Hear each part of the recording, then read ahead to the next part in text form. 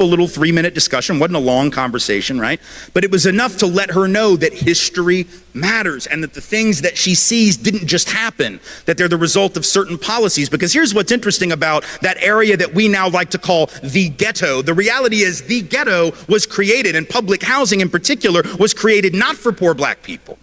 It was created for poor white people. And in fact, for the first several years of public housing, people of color couldn't even get into public housing projects.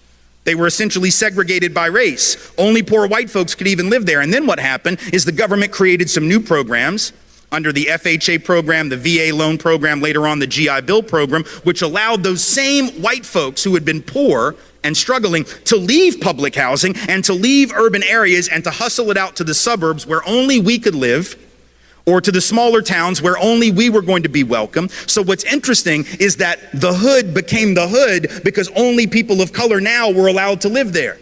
White folks were literally being subsidized by the government to move to the suburbs. The white middle class, and make note of this, was built by government. Government programs that underwrote those loans because those families could not have afforded a loan otherwise. They were able to get one because the government underwrote the loan and guaranteed the loan in case of default, but only for people of color. Only for white folks. People of color, by and large, couldn't get in on any of that. So white folks were able to move, people of color were not.